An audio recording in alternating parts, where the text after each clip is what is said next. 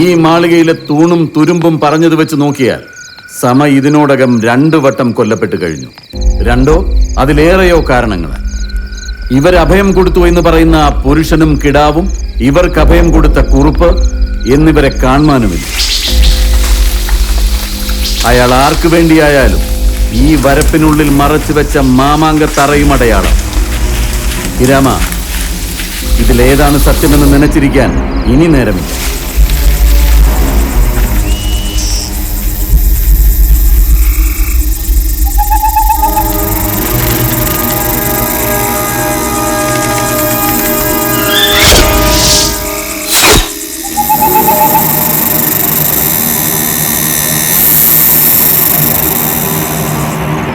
സമയെ കൊന്നത്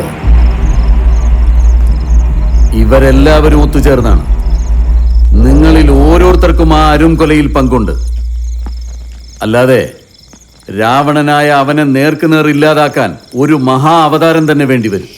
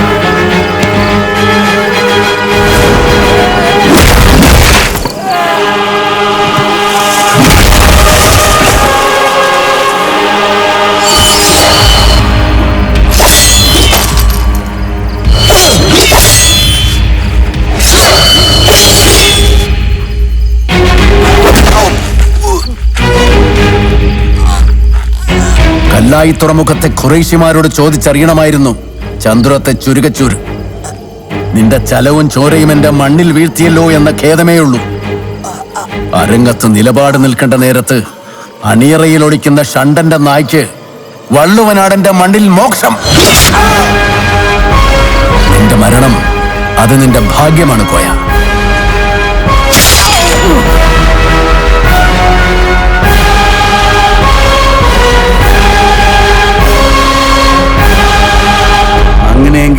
കുറുപ്പ്, അയാൾ നയിച്ചു കൊണ്ടുപോകുന്ന ഉണ്ണിയും പണിക്കരും തന്നെയാണ് പൊന്നു തമ്പുരാനെ ലക്ഷ്യമിട്ട് വള്ളുവനാട്ടിൽ നിന്നും വന്നവർ. അവരുടെ പുറകെയല്ല, മുന്നെയാണ് നമ്മൾ സഞ്ചരിക്കേണ്ടത്.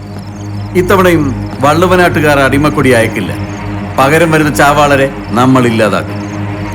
തമ്പുരാന്റെ ചേലത്തുമ്പിൽ തൊടാൻ പോലും പറ്റരുതവർക്ക്. വാ, പുറപ്പെടാം.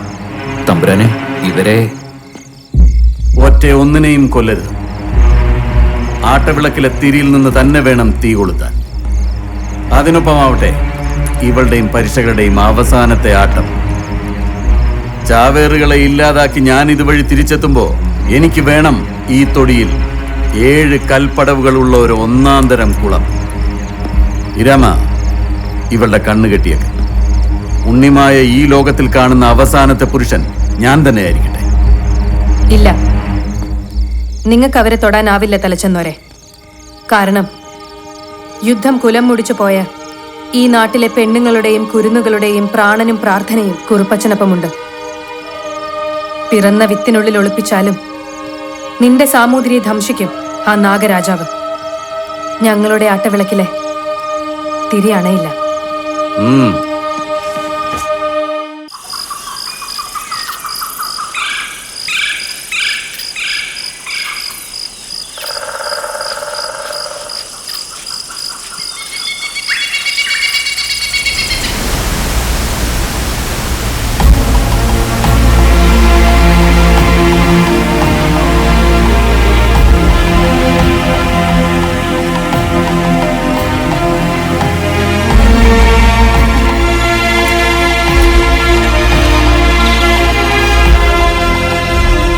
മറഞ്ഞിരുന്ന് കാണുന്നുണ്ട് ഇവന്റെ കണ്ണുകൾ.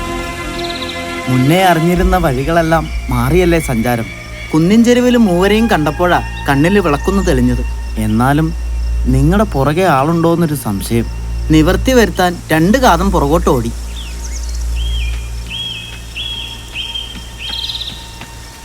ഇനി മുന്നോട്ട് വാഗയൊരു നാട്ടുപാത എത്തിയ ആറ്റുതീരത്തൊരു ചെറുമനുണ്ടാവും വഞ്ചിയായിട്ട്. തമ്പുരാൻ അറിയണം, ചന്ദ്രോത്തുനിന്ന് യാത്ര തുടങ്ങുമ്പോൾ മുതൽ ഇതുവരെ നിഴല് പോലെ ഒപ്പം ഉണ്ടാവണമെന്ന് പറഞ്ഞത് ഈ വല്യമ്പ്രാനാ.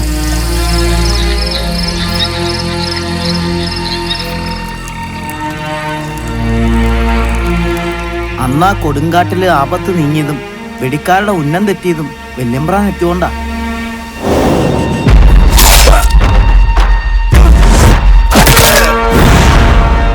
നിങ്ങളെ അന്ന് സുരക്ഷിതമായി മാളികയിൽ എത്തിച്ചതും വല്യമ്പ്രാനാ. മാളികയിൽ നിന്ന് വിവരങ്ങൾ അറിഞ്ഞ് പട പുറകെ വരും. അവരിവിടെയും എത്തും. ഇവിടെ കാലുകുത്തില്ല തമ്പുരാനെ. ഈ ചൂളപ്പരയിൽ കാലുകുത്തിയ ജാതിയും പോവും ജീവനും പോവും. അഭയം തന്നവരെ അപകടത്തിൽപ്പെടുത്തിയിട്ടാണ് വരവ്. എന്നും അങ്ങനെയായിരുന്നല്ലോ.